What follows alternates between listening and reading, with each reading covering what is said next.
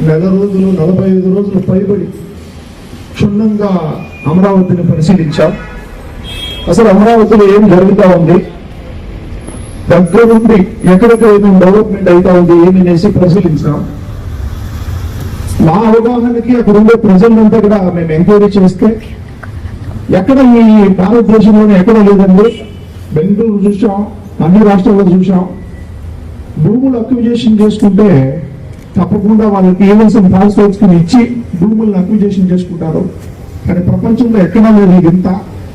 30% మాత్రం వాళ్ళకి ఇచ్చి 70% అక్విజిషన్ చేసుకుని వాళ్ళకి కౌలు చెప్పుకుని ఎకరాకు కొంతమందికి 30, కొంతమందికి 40, 50 ఆయా భూమిని బట్టి వస్తూ ఉన్నారు.